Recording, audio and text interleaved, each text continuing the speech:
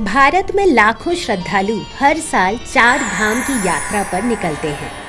हजारों किलोमीटर का सफर, बर्फीले पहाड़, समुद्र के किनारे बसे मंदिर और तपती धूप में लंबी पद यात्रा।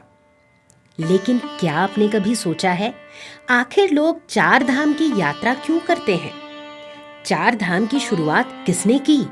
और भारत में इतने प्रसिद्ध तीर्थ होने के बावजूद सिर्फ इन्हीं 4 धामों को क्यों चुना गया? आज की इस वीडियो में हम जानेंगे 4 धाम यात्रा का इतिहास, इसका आध्यात्मिक महत्व और हर धाम से जुड़ी अद्भुत कथा। 4 धाम यात्रा की परंपरा लगभग 1200 वर्ष पहले आदि शंकराचार्य द्वारा स्थापित मानी जाती है। 8वीं शताब्दी यानी कि 8th सेंचुरी में भारत अनेक छोटे छोटे राज्यों में बटा हुआ था। धार्मिक मत भी अलग अलग थे। कहीं शिव की पूजा प्रमुख थी, कहीं विष्णु की, कहीं शक्ति की और कहीं सूर्य की। ऐसे समय में आदि शंकराचार्य ने पूरे भारत को एक आध्यात्मिक सूत्र में बांधने का संकल्प लिया। उन्होंने देश के चारों दिशाओं में 4 महान तीर्थों को जोड़कर 4 धाम यात्रा की परंपरा आरंभ की। उनका उद्देश्य केवल तीर्थ यात्रा नहीं था, बल्कि पूरे भारत को यह संदेश देना था कि पूरा भारत एक है और ईश्वर भी एक ही है। भारत में हजारों मंदिर हैं, फिर केवल 4 ही क्यों? क्योंकि ये 4 धाम भारत की चारों दिशाओं का प्रतिनिधित्व करते हैं। उत्तर में बद्रीनाथ, दक्षिण में रामेश्वरम, पूर्व में जगन्नाथपुरी और पश्चिम में द्वारका। यानी जो श्रद्धालु इन चारों धामों की यात्रा करता है, वह प्रतीकात्मक रूप से पूरे भारत की आध्यात्मिक यात्रा पूरी करता है। इन चारों धामों में भगवान के अलग अलग स्वरूपों की उपासना होती है। इसीलिए यह यात्रा केवल एक मंदिर की नहीं, बल्कि संपूर्ण सनातन परंपरा की यात्रा मानी जाती है। सबसे पहले चलते हैं उत्तराखंड के हिमालय की ऊंची ऊंची बर्फीली पहाड़ियों के बीच बसे बद्रीनाथ धाम की ओर। यह धाम भगवान विष्णु को समर्पित है और 4 धामों में सबसे प्रमुख माना जाता है।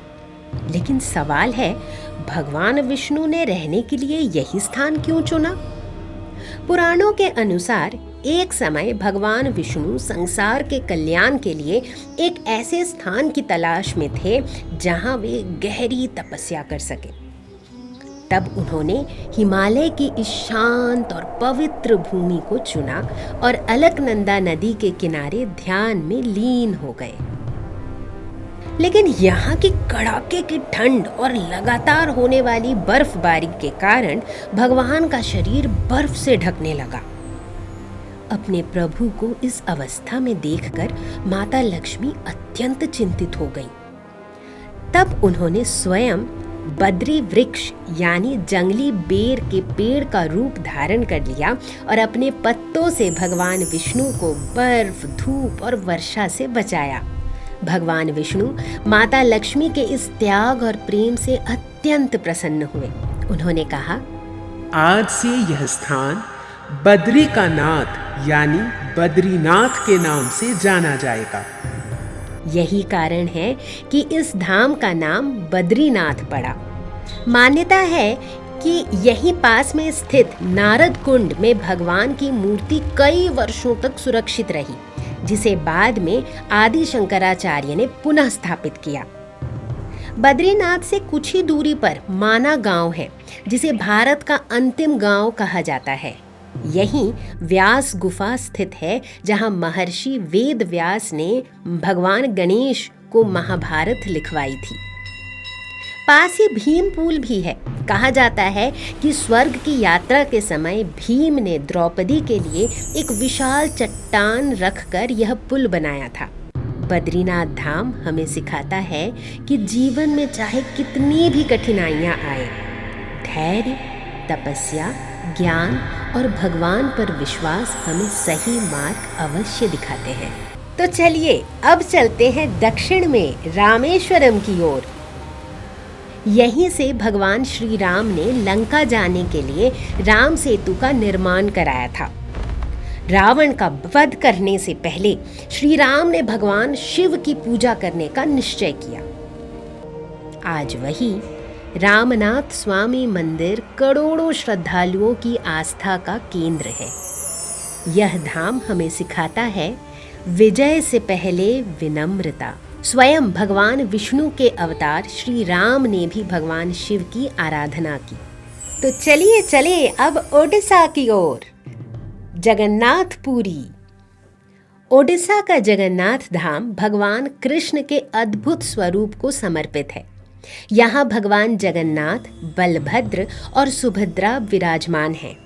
इनकी मूर्तियाँ पत्थर की नहीं बल्कि विशेष प्रकार की लकड़ी से बनाई जाती हैं। पता है, हर कुछ वर्षों बाद नवकलेवर नामक परंपरा के अनुसार नई प्रतिमाएं बनाई जाती हैं। नवकलेवर एक पवित्र परंपरा है जो लगभग 12 से 19 वर्षों में एक बार होती है, जिसमें भगवान जगन्नाथ नई लकड़ी की मूर्ति धारण करते हैं, लेकिन उनकी दिव्य आत्मा वही रहती है। यही वह जगह है जहां हर वर्ष विश्व प्रसिद्ध रथ यात्रा निकलती है। मान्यता है कि भगवान स्वयं अपने भक्तों के बीच नगर भ्रमण के लिए निकलते हैं। जगन्नाथपुरी हमें सिखाता है, ईश्वर केवल मंदिरों में नहीं, अपने भक्तों के बीच भी रहते हैं।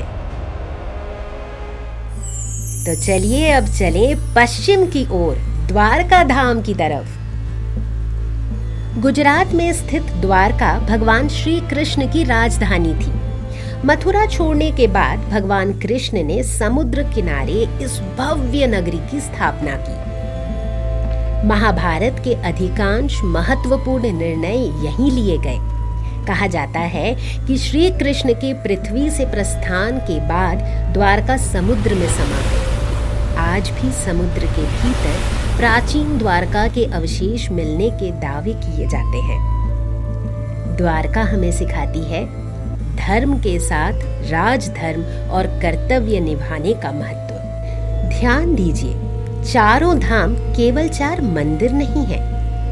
हर धाम जीवन का एक अलग संदेश देता है।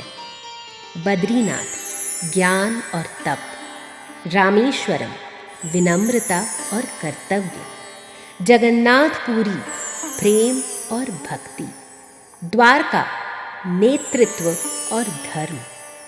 जब कोई श्रद्धालु इन चारों धामों की यात्रा करता है तो वह केवल अलग अलग मंदिरों के दर्शन नहीं करता, बल्कि जीवन के इन 4 महान मूल्यों को भी अपने भीतर उतारने का प्रयास करता है। क्या 4 धाम यात्रा से मोक्ष मिलता है? शास्त्रों में कहा गया है कि श्रद्धा, सेवा और सच्चे मन से की गई तीर्थ यात्रा मन को शुद्ध करती है। लेकिन केवल यात्रा कर लेना ही पर्याप्त नहीं। यदि जीवन में सत्य, करुणा, सेवा और धर्म का पालन ना हो तो तीर्थ यात्रा अधूरी मानी जाती है। इसीलिए संत कहते हैं, सबसे बड़ा तीर्थ शुद्ध मन है। 4 धाम की यात्रा बाहरी यात्रा से पहले अंदर की यात्रा है। 4 धाम यात्रा केवल भारत के 4 कोनों तक पहुंचने का नाम नहीं है। यह एक ऐसी यात्रा है जो हमें भगवान के 4 रूपों से जोड़ती है, भारत की सांस्कृतिक एकता का अनुभव कराती है और जीवन के 4 महान आदर्श सिखाती है। शायद यही कारण है कि सदियों बाद भी लाखों श्रद्धालु हर वर्ष कठिन रास्तों को पार करके इन धामों तक पहुंचते हैं, क्योंकि वहां केवल मंदिर नहीं बल्कि आस्था, इतिहास और आत्मिक शांति उनका इंतजार कर रहे होते हैं। अगर आपको यह कहानी पसंद आई हो तो वीडियो को लाइक करें, चैनल को सब्सक्राइब करें और कमेंट में लिखिए, जय बद्री विशाल, जय जगन्नाथ, हर हर महादेव, जय श्री कृष्ण। फिर मिलेंगे एक और अद्भुत कहानी के साथ।